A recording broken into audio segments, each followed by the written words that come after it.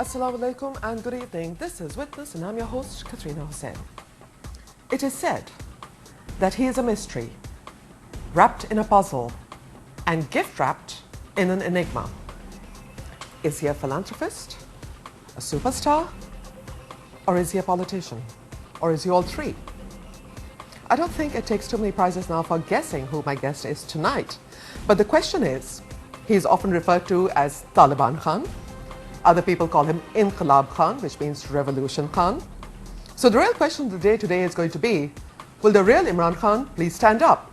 But conversely, Mr. Imran Khan, welcome to Witness, and we don't want you to stand up. We just are grateful that you're here with us tonight. Thank you so much for joining us. But Quatrina, you missed one thing. You I missed did. out one thing. Part of a Jewish lobby too. That's right. You are part of the Jewish lobby too, aren't you? I mean, all these allegations, and now you're a slave to the United States and Europe, according to the Tehreek-e-Taliban Pakistan. And according to PMLN, I'm also, there's a Jewish conspiracy going on. Okay.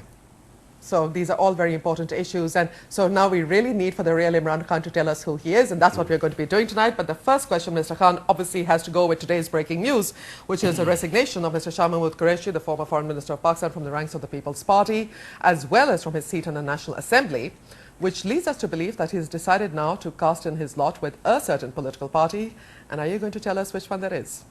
Well, I'm hoping Shah Mahmood announces that he's going to join Tehreek-e-Insaf, because we have been in touch, we've been talking, and he fits in, you know, what I expect a Tehreek-e-Insaf, an office bearer to be, or he fits in our profile very well because he's honest, a clean politician who's educated, and you know, who is a bit of an anomaly in the system, and he has a vote bank. So, of course, he would be a great addition for us. And he has a lot of political experience, something our party lacks, because we've got basically new people. And here is someone who started from the Union Council level and has been contesting elections, and sort of his family is in politics. So he brings in a lot of experience. Okay, well, the People's Party has reacted rather sharply to his decision, but this program is not about Shah Mahmood Qureshi, it's about Pakistan Tehreek-e-Insaf and Imran Khan. So let's get straight to it. Criticism. Let's start with the criticism first, which we've already mentioned lightly at first. But one of the statements you've made recently is that the Pakistan Tehreek-e-Insaf will not award tickets to corrupt people and opportunists. But can those corrupt people and opportunists still join your party? Anyone can join the party because, well, not anyone. I mean, if someone is a known crook, yes, he can't join the party. But there are a lot of shades of grey. In a dysfunctional society, in a society where it's difficult to be honest. I mean, even if you try to be honest, the society forces you to be dishonest. I'll just give you an example.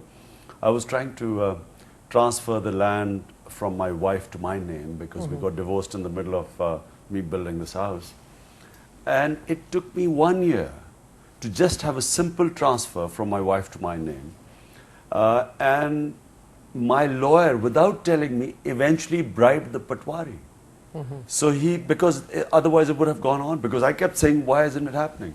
So so to say that we will find angels here, it's not possible. But yes, we will. It's not an easy thing, but we will try and sift through sort of relatively better politicians. There's some, for instance, Shah Mahmood Qureshi, Mia Azhar, clear-cut choices. No Why is Mia Azhar a clear-cut choice? A lot of people are criticizing that decision because Mia Azhar was head of the PMLQ under Musharraf, and he lost the election in 2002. So they're like, why him? Because he's honest. No one can accuse Mia Azhar of any corruption. So if we sort of have such a tight net where we don't allow, I mean, if we spread it to the extent that, you know, anyone who's changed parties or sort of even if there's a different ideology, for instance, he's a liberal or a conservative, if we just spread it too tight, it's going to be impossible to get anyone. So therefore, we decided that basically it's financial corruption we'll concentrate on, which is the reason why where we are today is because of financial corruption. If we can fight corruption in Pakistan, the country becomes viable. All right. But this is the tricky part, of course, when you say change and you're campaigning on the platform of change. Change is probably what brought out your young people. October 30th was, I think, a shock to the system for not just other politicians, but for us armchair analysts as well. We didn't expect that kind of turnout. Do you think that your younger generation, the silent voters, whatever labels you want to give them, they're following you because of change and you're presenting them with the old guard? Do you think that's likely to create resentment? Firstly, let me explain what change is. The politics in Pakistan is not if you look through Western lenses, you want to believe that there's some fight going on between fundamentalists and liberals. You know, It isn't. it's why everyone was dumbfounded when suddenly the Arab Spring took place, and they kept thinking, where are the Islamists? And actually, it was a movement for genuine democracy, about rights, anti-status quo. It's exactly the situation in Pakistan. Here, the fight is between an entrenched status quo, a political mafia, family mafias who are basically controlling this country, and people like us who want to change. And the young people in Pakistan mercifully have got politicized thanks to the electronic media. And so they all now have come out, and as you're seeing the tsunami growing, basically people are sick of this old politics. Now, so don't you see a contradiction there then? When you have somebody like Mia Azhar who represents the old politics and you representing young politics. I'll tell you why it's not. Because remember, a revolution is not brought out by political workers. It's the people at the top, the leadership who comes up with a certain ideology. I remember Fidel Castro saying that he brought the Cuban Revolution with 16 people. So basically what he meant was 16 ideological people. Tehreek-e-Insaf, the most invaluable asset of Tehreek-e-Insaf are the core workers and office bearers who've survived 15 years or 10 years in the wilderness. I mean, we have passed through the most difficult test where, you know, everyone wrote us off. So those people who stuck it out were the ideological workers and office bearers and our leaders, which we have produced in Tehreek-e-Insaf. Now that becomes the core. Anyone else will join. There are a lot of people who are going to join. But if the ideology of Tehreek-e-Insaf will be protected by this old guard. Mr. Khan, is the real Imran Khan a risk taker? Imran Khan was always a risk taker. Everyone said, Minar-e-Pakistan, oh, you're doomed now. And of course, Shahbaz Sharif and Nawaz Sharif had this, their own, their rally in quite a small venue, space, and having the advantage of being in government, having government servants all working for them, and public transport, their own getting hold of all public transport. So everyone said, you know, you're taking a huge risk. Minar-e-Pakistan. So it's only, you know, anyone who I have ever known who's achieved anything in this life has been a risk taker. So what happened that day on October 30th when you arrived at the venue and when you drove in and you saw the people? What was your instant reaction? You know, I had 4 interviews before the 30th. One after each day before the 30th, I had 4 interviews. Each interview, I told everyone that there would be over 100,000 people. And now, why did I think so? Because there had been a brief history of a year where every time we went out in the public, I noticed that the public had changed.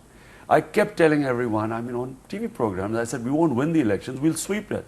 People laughed at me, and I actually took a bet with Talat Hussain on Kashif Abbasi's program. I said, let's have a bet, we'll sweep the election. And Talat was sort of, you know, quite cynical. And then on another TV program, I gave him in writing, I said, I'm giving you in writing that the next election Tehreek-e-Insaf will sweep. The reason was, and I'd never said this before, reason was, in the past year, I have seen the people change. Because I'm probably the only politician which was going around holding rallies and in the public, because others were too scared. And so I could see that the youth had suddenly woken up. And the young people had decided, they weren't deciding, they had decided that there was only one party they thought that stood for change, which is what they wanted. And so each rally was growing. So there was a rally we held on the 13th of August in Islamabad. Quatrina, I promise you, no party has ever held such a big rally and such quality of rally as in Islamabad, because it was a charged crowd. People walked to the rally. It was completely eliminated from the newspapers. Nothing was reported about it on night of 13th of August. But I already knew, I saw it, and I realized that, you know, the Lahore Jalsa would be a big success. And so I was very relaxed. People were worried, my party workers were worried, but I was relaxed about it. Okay, Mr. Khan, I first interviewed you in Lahore in 1997, just before the elections. I think it was February 1997. And at that time, you were, Tehreek-e-Insaf was brand new. It was your first time into politics. And I remember very clearly at that time, you had said, corruption is the most serious problem affecting this country and all corrupt people should be hanged. And there was a certain, I will be very honest, blunt to your face, and say there was a certain naivete, I think, that time that you had. The Imran Khan sitting in front of me here today, how has he changed? By the way, about crooks being hung, I went to China and we had a long talk on various issues with the Communist Party there. And one of the issues was corruption, because China corruption was rampant. It still is, but they really brought it down and controlled it. And they told me that they had actually, there were 150 state ministers that had actually been in prison, and some of them had been executed. Now, a corruption beyond a certain point in a society like ours, where 500,000 children die because of waterborne diseases. In a society like that, where people siphon off billions of dollars outside, I think it should be capital punishment. If there is capital punishment in Pakistan, as a deterrence, I mean, they are taking people's lives. 1,600 people committed suicide because they can't feed their families. And here are these criminals siphoning off billions of dollars abroad. Although I'm basically, my instinct is against capital punishment, but I do believe that for a while, to stop this plunder of this country, and which is creating poverty, I think that there should be capital punishment above a certain level for corruption. But talking about, yes, I was completely naive. When I look back 15 years ago, the sincerity I used to approach people and say, look, the country is suffering. And I used to ask these politicians, and I'd say, you should join me because, we want to change this country. And now when I look back, they must think what an idiot I was, because I was being sincere and thinking they'll all join me. And now, of course, they're all joining, but they don't join simply because you're sincere. Then why do they join? They join because they have invested a lot in their constituencies. Some of them will join because they're total opportunists, because they think you're going to win. Others think that they want to join you, but you're not viable. They think that, I've spent time, I've visited people, I've built this vote bank, and here's a politician who might be sincere but unviable. So why should I join him? Okay. Now, obviously, a lot of negative elements have been coming up about you, but let's talk a little bit about your policies. First, we want to talk about policy, and then we will go off into some, what is inevitable, as you say, what you claim. I want to talk a little bit about what you said at your rally in Lahore. And one of the very critical points that you had made, you said that 3,000 billion is wasted every year due to corruption, and that your party would end Pakistan's biggest problem while bringing back foreign assets lying in Swiss banks. Now, India has done that. India has started retrieving money of politicians lying in Swiss banks. There is an international facility now through the Stolen Assets Recovery Project. What do you have in mind when you say you will bring back the money from the Swiss banks? How are you going to identify it? What's your game plan? Well, firstly, it's important to know that only a government that is clean can bring that money back. Because I don't know whether you saw Rahman Malik's comment after Shahbaz Sharif's rally on the 28th, where Shahbaz said that we'll bring back the Swiss money. So Rahman Malik next day said, the Sharifs better be careful, because we know all their assets abroad. We know all the corruption cases against them. So better not cross this line. In other words, let's keep sparring, but let's not cross a certain point, because both of them know that once an accountability process starts, both of them will be affected. So therefore, you need a clean government. And secondly, world has changed. Today, you can actually, once you start corruption proceedings against anyone who's abroad, we've seen with Ben Ali, we've seen with Mubarak, immediately with Gaddafi, all their foreign assets are immediately frozen. So it no longer is the old days where you could hide your money in Swiss banks. You can actually have a money trail, you can spot where they've hidden their money. And so therefore, if a government has the will, you can actually have various people who cannot explain their assets. That's why our main campaign is to declare your assets. Because none of these politicians... But these politicians declared their assets before the election commission. You Yes, don't but consider that viable? It is so obviously that they have concealed. It's only a fraction of their assets.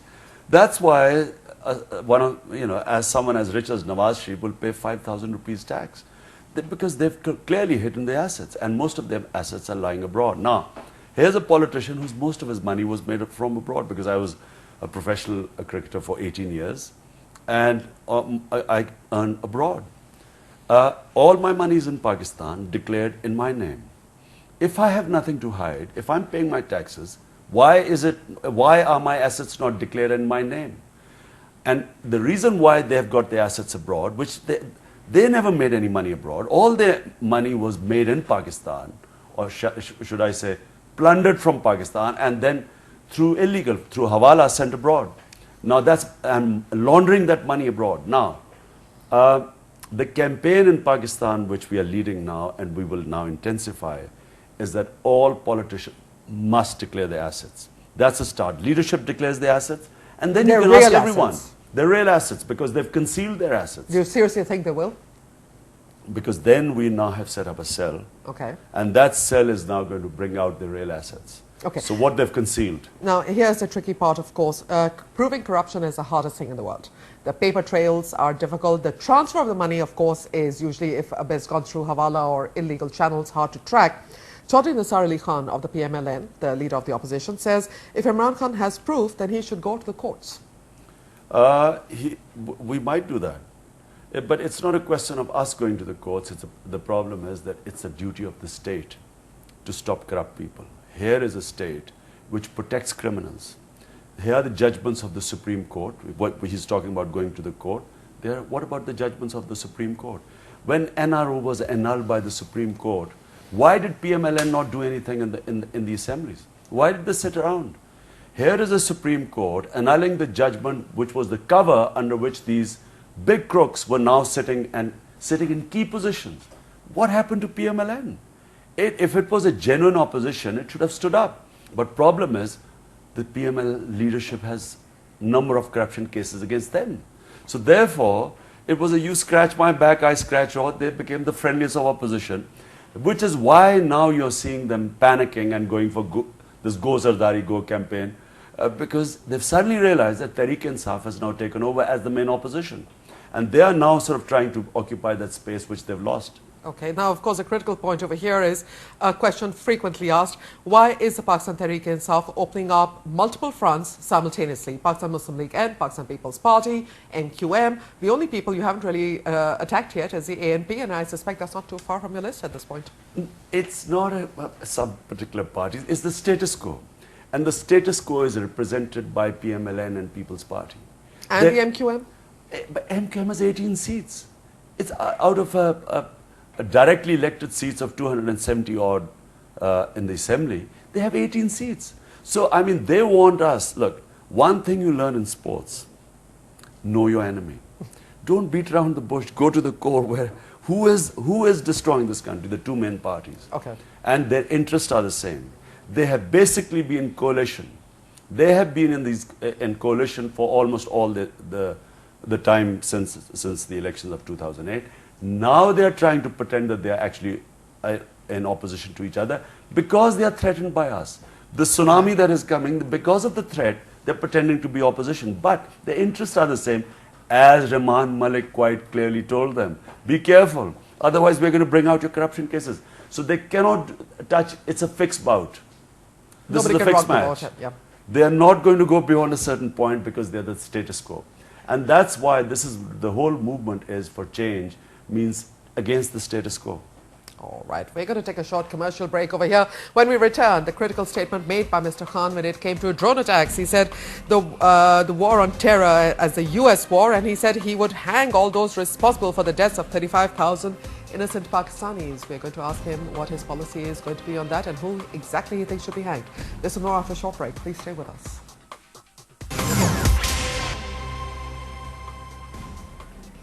Welcome back to Witness. Mr. Imran Khan has always been strongly opposed to the American drone program in Pakistan's tribal areas. in his rally on October 30th, he declared that the war on terror is an American war and vowed to hang all those responsible for the deaths of 35,000 people. Let's, Mr. Khan, this statement probably confused a lot of people. Who exactly do you hold responsible for the deaths of 35,000 people in these drone attacks? Because it is run by the CIA. First, let me make it clear, I never used the word hang. Okay. I said we will bring them to justice. Bring them to justice, okay. The reason is very simple. Because this country has had 35 to 40,000 people dead and dying every day. The in terrorism across the country. It has lost, according to the president, over $70 billion. The people have lost. Whereas the government has got about $20 billion of aid, which we don't know where it went because people have got poorer. And there are about 3.5 million people who are internally displaced, and not to mention the total devastation of the whole tribal belt. People have been devastated. You cannot imagine the way they're living because no one is allowed to go in there and life is hell for them. So, why did we go into this? We were not involved in 9/11. No Pakistani was. Al-Qaeda was in Afghanistan. There were no militant Taliban in Pakistan. In any case, Taliban were not terrorists. They were fundamentalists. So how come we got into this? And I know why. Because we went in for dollars. Our ruling elite has always sold us for dollars. 20 years ago, we were in there for dollars again. Frontline state. We were creating jihadis. Now we're taking dollars to kill the same people. And if Pakistan had to go into if Pakistan should have helped the US. I mean, any countries suffering from terrorism, we should have helped them. But how did we help them? By creating terrorists here. This war. What kind of help would you have offered if you had been there? I would have anyone, if we could have found any information about those people involved with those terrorist attacks in New York, any help we should have given them. But help didn't mean that we would have handed up our own civilians for bounty, taking money and handing them who ended up in Guantanamo, and most of them were innocent people, just happened to be at the wrong place. Then people in our own country sort of were disappeared. These women were coming to me, their husbands disappeared, their sons disappeared. And what was this going on? And then we do a U-turn, the same people who are our allies, we make them into our enemies, the same Taliban, which was, as far as I'm concerned, was a pro-Pakistan government. The Taliban government in Afghanistan was a pro-Pakistan government. They were not giving us any problems, and Pakistan had recognized them. Now, if the US had an issue with them, we should have stayed neutral. Why did we have to sort of get into this mess? So whenever there is a true inquiry ever done behind all this, where the country is sort of almost being considered a failed state, which you keep reading that it's one of the in the top 10 list, the reason would be the ruling elites selling us for dollars. Okay, let's be specific. You say that there are 1 million armed people in the tribal areas who, if the drone attack stopped, would happily remove terrorists living in their areas. Isn't that a little unrealistic? I mean, we know that these people have been taking money. We know that they have been supporting militancy in many ways. Maybe at this point, it would also, the general perception being that withdrawing the Pakistan army from the tribal areas would simply allow militants to regroup. Quatrina, the general perception is there because of total ignorance. People have absolutely no idea anything about the tribal areas. None of the politicians know anything about it. No one has read the history of the tribal areas. When the great Quaid-e-Azam Jinnah in 1948, when they asked him why was he withdrawing the Pakistan army, because politicians went to say, oh look, don't withdraw the Pakistan army for the tribal areas, we'll have problems. What happened? We never had one problem in the tribal area ever since we withdrew the army. Although we deprived them, we never helped them, we never spent any money on them, we kept them backward, we never helped them in any way. But there was never any problem for Pakistan. If anything, they helped us. They were always ready to help Pakistan.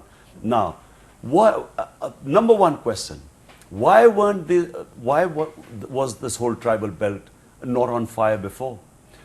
Do you know that we started military operations in 2004, early 2004? It took 3 years, 2.5 years of collateral damage to produce what was called the Pakistan Taliban. We didn't have any Taliban here. this is a reaction to the Pakistan army So going in. what's your counter-narrative? So, to win it, there is only one way. Anyone who understands, for God's sakes, get people from the tribal areas. There are generals from there. There are diplomats who've come out like Rustam Shah Mahmood. People who know the tribal areas. Ask them what is the answer. These people have no idea. Firstly, the politicians have completely subletted the whole war to the army. Now, which civilian government allows the army to run a war? If I was the Prime Minister, would I allow the army to take all the decisions? No. I am a politician. Politicians look for political decisions. They don't look for a military decision, especially when it's failed for 7 years. What have we achieved in 7 years? What has the US achieved in 10 years in Afghanistan? Nothing. And if anything, in Pakistan, the radicalization has grown. There's more extremism today now than it was 7 years back. So we actually made the situation much worse. So if you speak to anyone who has any understanding about the tribal areas, there is only one solution. Win the people of the tribal areas to your side. Start a truth and reconciliation. Say that we no longer are part of this American war on terror, because they consider the Pakistan army to be fighting on behalf of the Americans as a mercenary army. Okay, so here I'm going to toss in one word into the equation. SWAT. Please understand that SWAT has nothing to do with the tribal areas. It doesn't. SWAT is not a problem. The problem is our tribal area. SWAT was always going to be, SWAT was a mess we created. It could have been solved in a month. SWAT was a totally different thing. And unfortunately, people did not understand the difference between SWAT and the tribal area, so they confused the solutions of the two. Solution to tribal area is to get out of the US war and then pull out the Pakistan army and tell the tribal area, people of the tribal areas, after truth and reconciliation, it's your job to finish terrorism. Here's a tricky part here. Let me present an argument. Quatrina, let me just give you the solution. If you empower the people of the tribal areas, get the Pakistan army out, no longer should we be considered to be a hired gun of the US. I promise you, we will win this war. Otherwise, this is a never-ending war. I have been saying this throughout. Anyone who knows the history, for 80 years, the British never had peace in the tribal area. They were a superpower. We are a country which is bankrupt. For 62 years, the Mughal Empire, which was one of a global superpower, for 62 years, this tribal area fought against the Mughal Empire. Eventually, there was a political settlement. There is only one settlement, political. This is a suicide. What we are doing, we are committing suicide. All right. What would you be saying then to the American policymakers who are convinced that the Haqqani network operates out of safe havens in the tribal areas, attacking Afghanistan and American interests and NATO interests in Afghanistan? It's the regional endgame when it comes to Afghanistan. What's your solution for that? I would tell the American policymakers, for God's sake, don't listen to your generals. Listen, it's a political settlement you need. You don't need more troops. You don't need a surge like General Petraeus has said. It is not the solution. It's failed. The surge has failed in Afghanistan. I would ask them to look for a political solution. And I would ask the American politicians, is it plausible that 5,000 or 6,000 Haqqani men, fighters, these Rambos, is it that these Rambos the reason why 140,000 of the greatest military machine ever made in history of mankind cannot win because of these Rambos? Is this plausible? They are fighting a population. They'll never win the war. They don't understand the Afghan history. They've never accepted any foreign occupation. The Russians, read the Russian accounts, they had killed 1 million Afghans, 1 million, out of a population of 16 million at the time. And do you know what? If you read the accounts, they said eventually we were fighting women, children, boys were fighting, the women were fighting. The whole population was fighting. It's going to head the... Okay, I'm going to speed this along because I want to come to a very important point. Your party participated in the All Parties Conference when it was called to discuss solutions to this, and I believe that it was your party that came up with the phrase "give peace a chance," a very 60s, and I was fascinated by that. The People's Party hasn't even presented their members for the committee yet. And the People's Party, the most incompetent, corrupt government in our history, is not going to be able to do anything. But all I can say is that there were 50 parties there, and they all then came down to consistently what our stand was, that there was no military solution. All of them accepted this. All of them, after the debate, accepted that there's only one solution and give peace a chance. So here we come back to the same question of enigma, puzzle, mystery. Is Imran Khan a conservative, a fundamentalist, a liberal? Do you know, Quatrina, because of this, because people can't, they can't place people.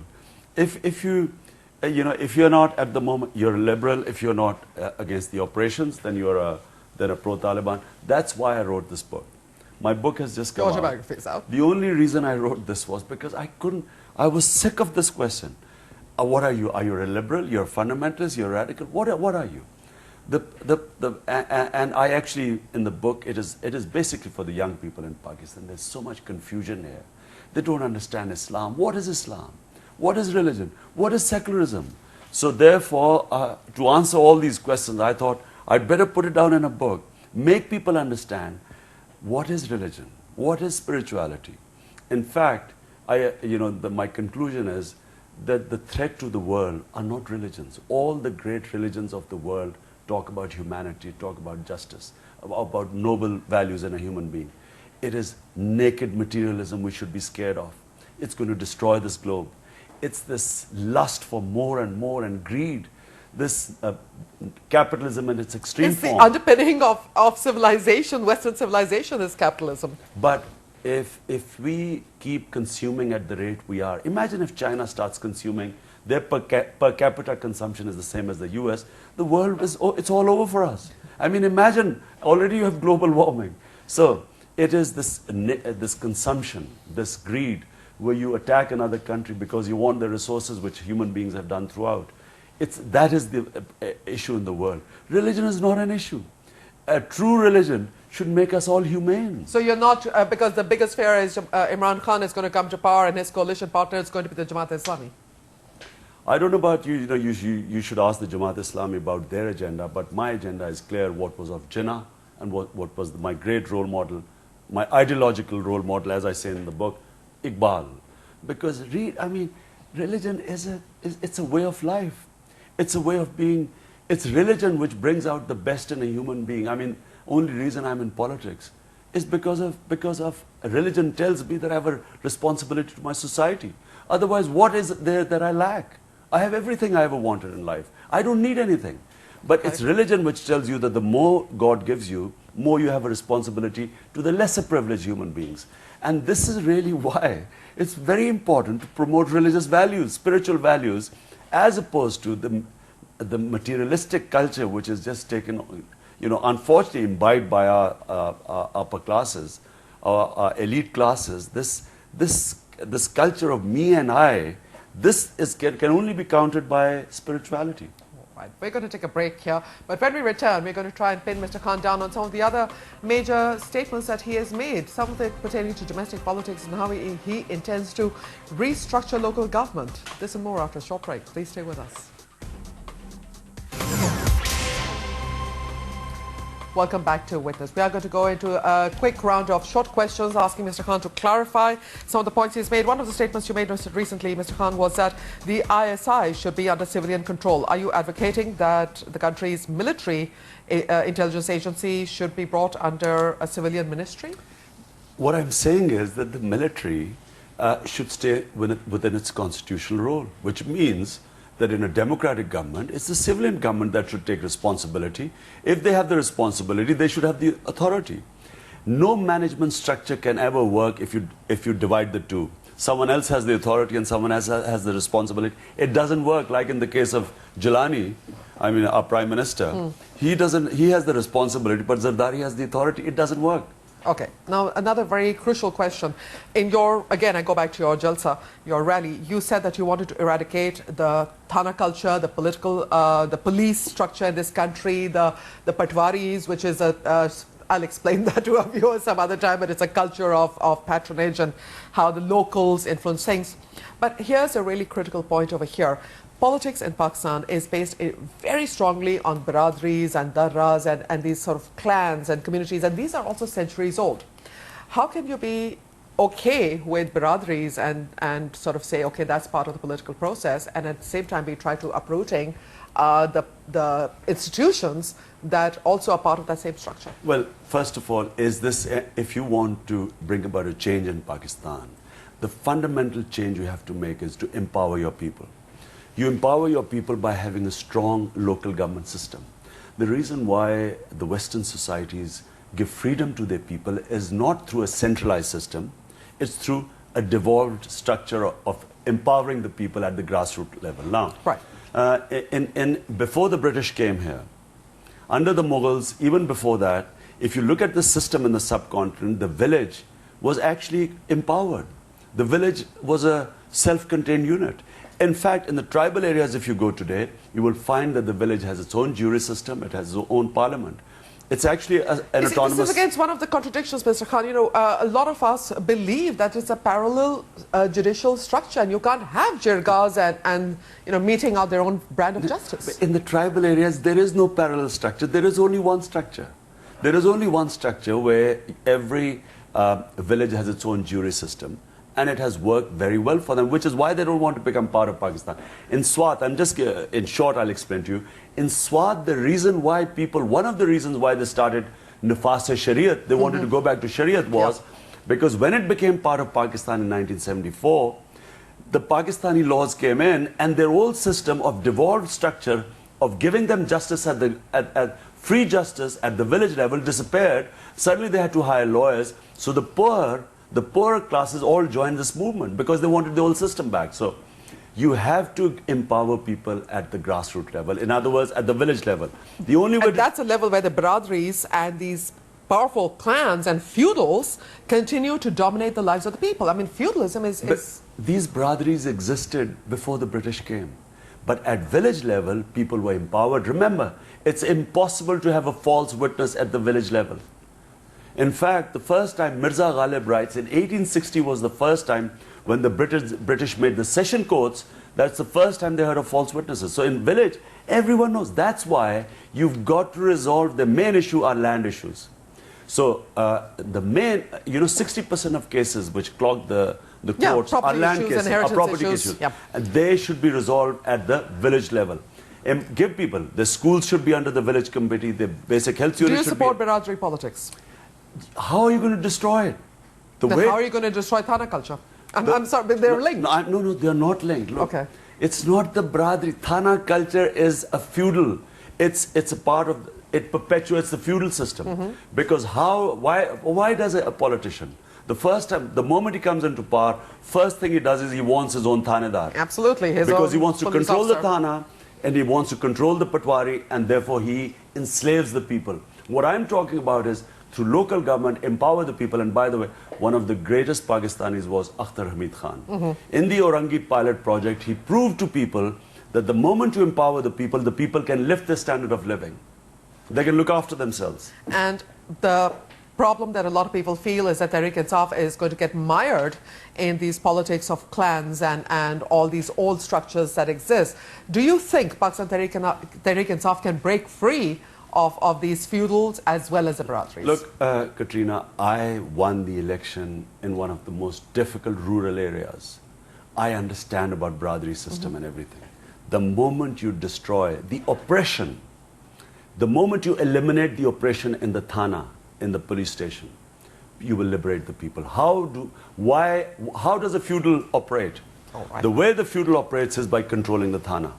If you liberate the people from the Thana, you give them justice at the village level, which is the most important thing, because you will liberate your people. And the state should protect the small farmer.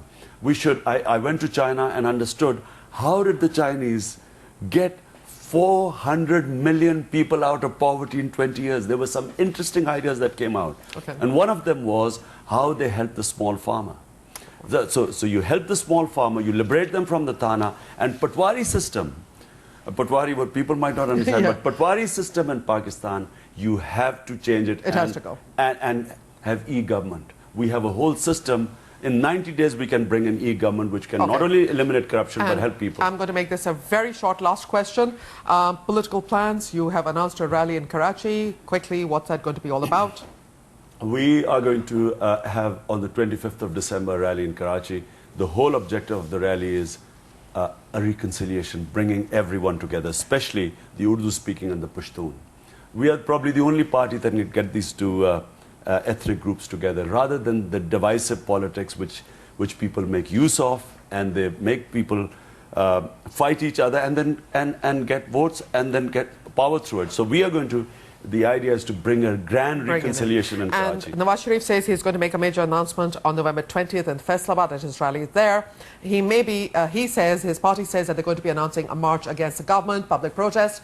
Will you ally yourself with Nawaz Sharif for your mutual goal of removing the current dispensation? I think after 30 years of seeing power, it's time for Nawaz Sharif to think of retirement now. 30 years is a long time. On that note, I'd like to thank you, Mr. Imran Khan, Chairman Pakistan Tehreek-e-Insaf, for having joined us tonight here on Witness. And ladies and gentlemen, of course, as we close the program, the very crucial, important thing, right at the beginning of the program, I said, will the real Imran Khan please stand up? Well, this is Imran Khan, 15 years, then and now. And it is now really going to be up to the Pakistan Tehreek-e-Insaf to see how they can change and translate what are young supporters into voters. That's probably going to be Pakistan Tehreek-e-Insaf's biggest challenge, but Pakistan's political landscape remains fluid, remains uncertain at this point, and we will wait and see where the penny drops, and we will keep you posted as always. Quatrina saying Khuda Hafiz from Islamabad.